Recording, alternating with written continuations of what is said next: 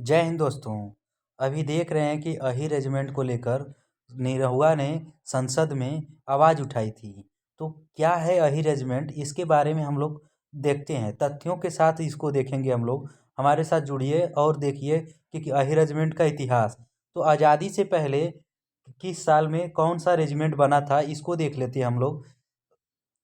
ये जो British governor थी ना, उस समय क्या थी, अपने ब्रिटिश गवर्नर जो है ना, आज़ादी से पहले वो रेजिमेंट बना रहा था।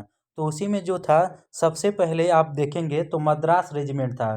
कौन सा रेजिमेंट था? तो मद्रास रेजिमेंट था। और यह जो सन था 1758 ईस्वी में मद्रास रेजिमेंट को का गठन किया था। यह क्यों किया था? क्योंकि उसे सेना बनाना था। सेना बनाने के लिए, उस मनोबल बढ़ाने के लिए वह अलग अलग राज्यों में, जिस राज्य में वह अपना अधिकार जमाता था, वहाँ से वो क्या करता था, रेजिमेंट बनाता था। ठीक है।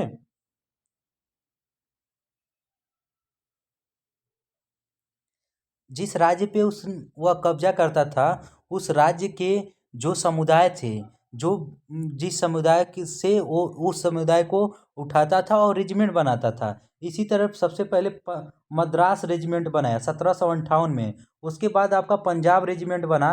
पंजाब रेजिमेंट जो है 1761 ईस्वी में बना। उसके बाद मराठा लाइट इन्फेंट्री बना। मराठा लाइट इन्फेंट्री जो 1768 ईस्वी में बना। उसके बाद आपका देखेंगे, तब 1768 के बाद आपका 1815 ईस्वी में, 1815 में फर्स्ट गोरखा राइफल्स बना था। गोरखा राइफल्स 1815 ईस्वी में बना। उसी तरह सिख रेजिमेंट जो है आपका 1846 ईस्वी में बना था।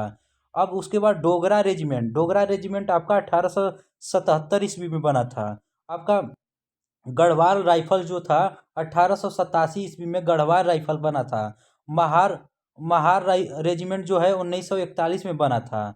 उसके बाद बिहार रेजिमेंट जो है, बिहार रेजिमेंट आपका 1941 में बना था। और 1941 में ही असम राइफल्स बना था, असम रेजिमेंट बना था। कौन बना था? तो असम रेजिमेंट। उसने लास्ट जो रेजिमेंट बना था, सिख लाइट इन्फेंट्री जो है 1944 ईस्वी में।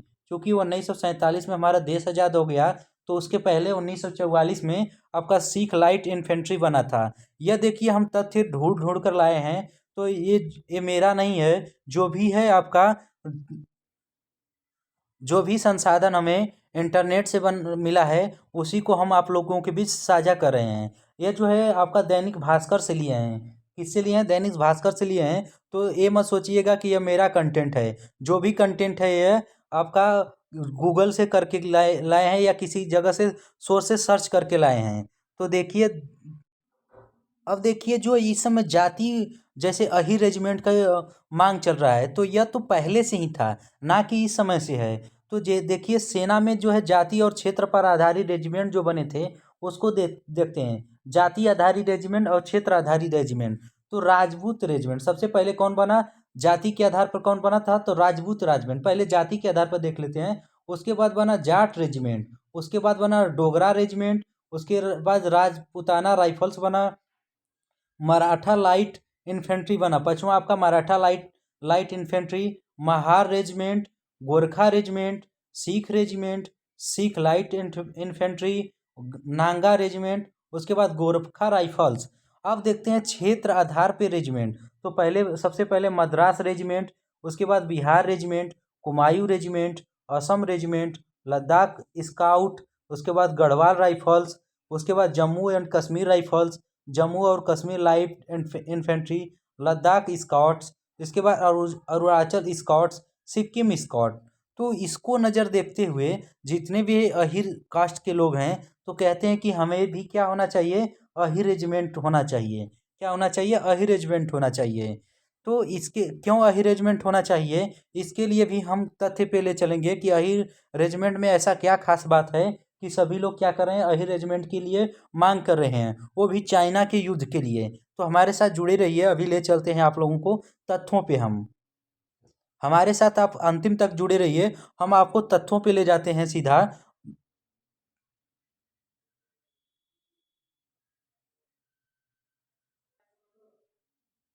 अब देखिए, भारतीय सेना में अही रेजिमेंट फिर से बनने की मांग हो रही है। पहले कुमाऊं रेजिमेंट से में हरियाणा के अहिर सैनिक हुआ करते थे और इसलिए उसे अहिर रेजिमेंट भी कहा जाता था। लेकिन अब समुदाय के लिए एक पूर्ण इन्फेंट्री रेजिमेंट की मांग हो रही है।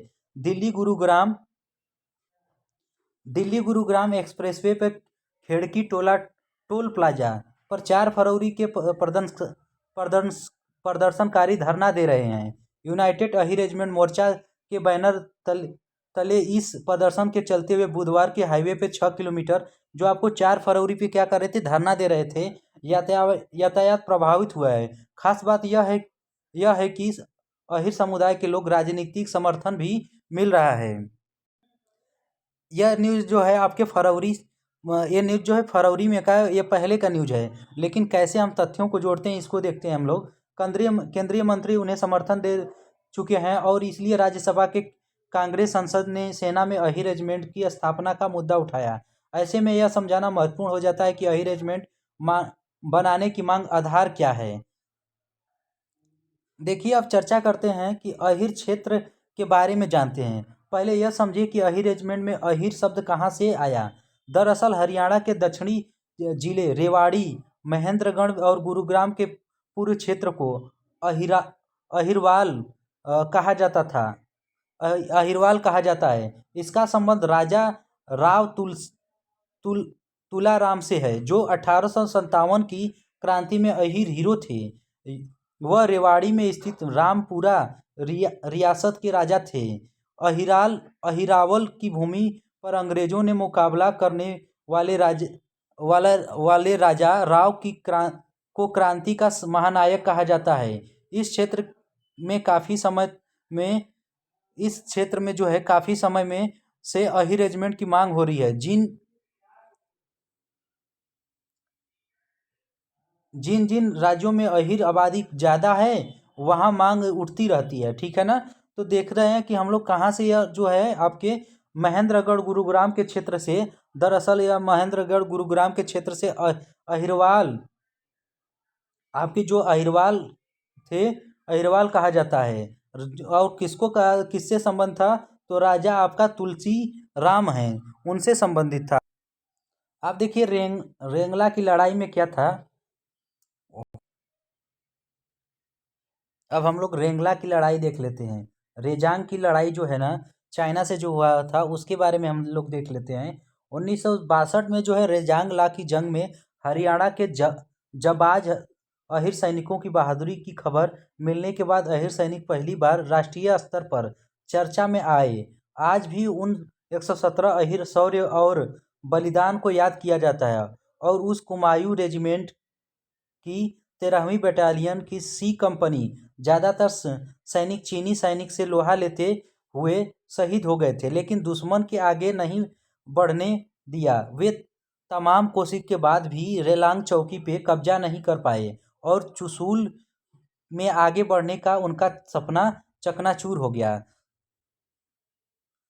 समुदाय के लोग काफ़ी समय से मांग कर रहे हैं कि कुमायूं रेजिमेंट को 2 बटालियन और अन्य रेजिमेंट में एक निश्चित प्रतिशत ही नहीं, अहिर के नाम पर एक पूरी रेजिमेंट होनी चाहिए। साल 2012 में 1962 की लड़ाई के 50 साल पूरे होने पर यह मांग जोर पकड़ी। अब अहिर जवानों को गौरव गाथा बार बार दोहराई गई और अब 60 साल पूरे होने पर यह मांग संसद तक पहुंच चुकी है। हाल ही में वर्षों में लगभग सभी राजनीतिक दल इस मांग का समर्थन करते दिखे। कुमाऊं जाट राजपूत अहिर जवानों की भर्ती भारतीय सेना की कई रेजिमेंट में होती है। कुमायूं जाट राजपूत जैसी रेजिमेंट में अहिर जवान एक से अधिक जाति के लोग निश्चित संख्या में मिक्स्ड क्लास के रेजिमेंट जैसे पैराशूट रेजिमेंट और इंजीनियर, सिग्नल, आर्टिलरी कोर में सभी जातियों के लोग भर्ती की जाती हैं। तब जो है ना, तब 19 हैदराबाद की रेजिमेंट में हुआ करती थी। इतिहास पलटकर देखें तो शुरुआत में अहिरों की भर्ती 19 हैदराबाद रेजिमेंट में होती थी, जिसे बाद में कुमायूं रेजिमेंट कहा गया। इस रेजिमेंट में पहले उत्तर प्रदेश से राजपूत, दक्कन से पठार से मुसलमानों की भर्ती की जाती थी। 1902 में रेजिमेंट का संबंध हैदराबाद के निजाम से था। हैदराबाद के निजाम से था। 1922 में भारतीय सेना के पुनर्गठन के बाद 1919 में जो हैदराबाद रेजिमेंट संरचना बदल गई। इससे दक्कन मुसलमानों को हटा दिया गया और 1930 में फिर संरचना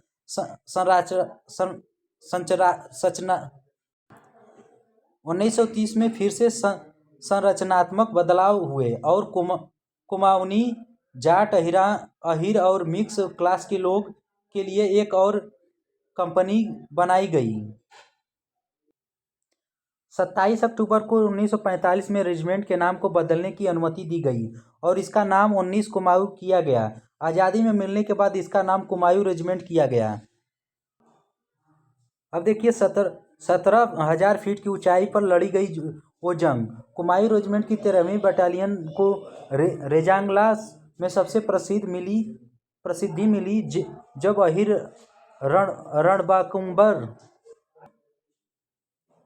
रणबांकुरे चीनियों से डटकर लड़े। यह आज़ादी के बाद बनने वाली पहली बटालियन थी। अक्टूबर 1948 में कुमाऊनी और अहीर समुदाय को बराबर प्रतिनिधित्व दिया गया।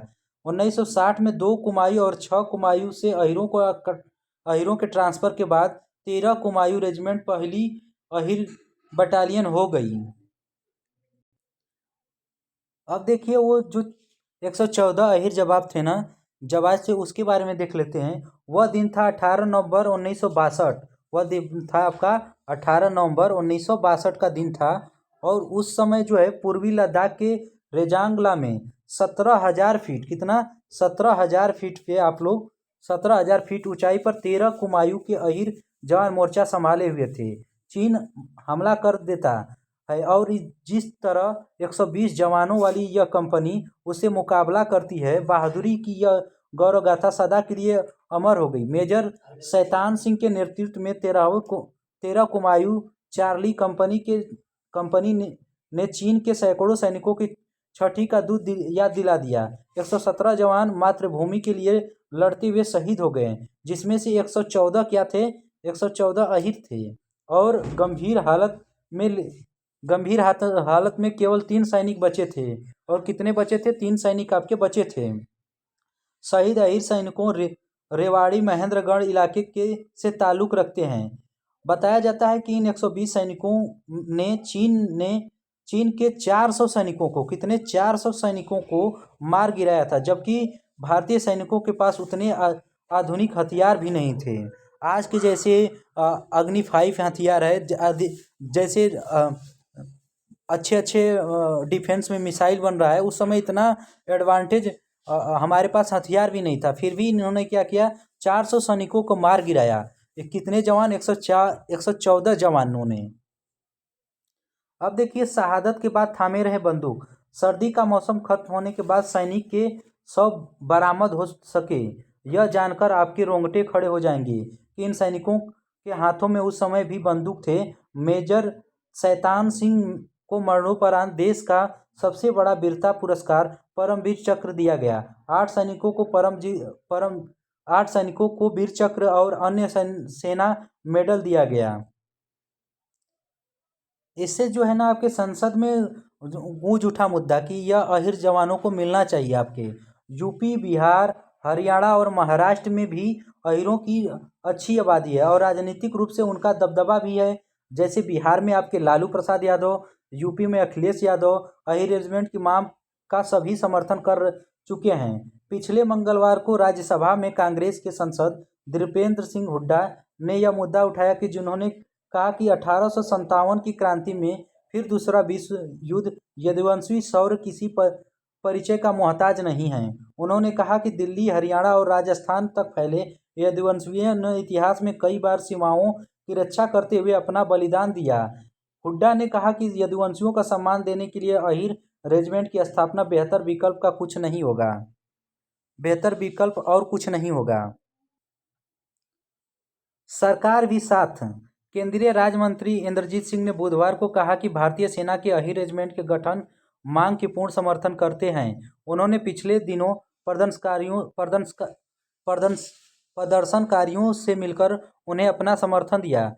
वह गुरुग्राम के सांसद भी हैं। उन्होंने प्रदर्शनकारियों से कहा कि मांग पूरी करने के लिए लंबी लड़ाई लड़नी होगी और इसलिए लड़ाई में प्रदर्शन के साथ उन्होंने कहा कि न केवल हरियाणा में महेंद्रगढ़ और रेवाड़ी के लोगों बल्कि उत्तर प्रदेश के लोग भी अही रेजिमेंट के गठन की मांग कर रहे हैं। मैंने पहले ही इसका समर्थन किया और भविष्य में भी करता रहूंगा। पर सेना का देखिए, सेना का क्या रुख होना चाहिए, क्या रुख जानिए। सेना का क्या रुख है अही रेजिमेंट को लेकर, ऐसा हम लोग देख लेते हैं। हालांकि सेना ने फिलहाल किसी भी नए क्लास या जाति आधारित रेजिमेंट की मांग को खारिज कर दिया है। सेना पहले ही कह चुकी है कि पहले Dogra regiment, Sikh regiment, Rajput regiment और पंजाब रेजिमेंट जाति या क्षेत्र आधारित थे और वे आगे भी जारी रहेंगे, लेकिन अही रेजिमेंट हिमाचल, कलिंग, गुजरात रेजिमेंट जैसी मांग को स्वीकार नहीं किया जा सकता।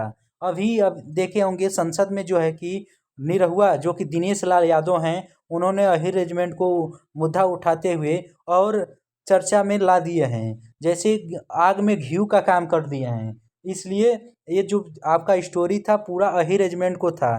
तो यदि वीडियो को अच्छा लगा हो तो वीडियो को लाइक करें, चैनल को सब्सक्राइब करें। यह मेरी छोटी सी प्रयास आपको अच्छा लगा हो तो कृपया कमेंट में जय हिंद अवश्य लिखें। ओके, जय हिंद, थैंक यू।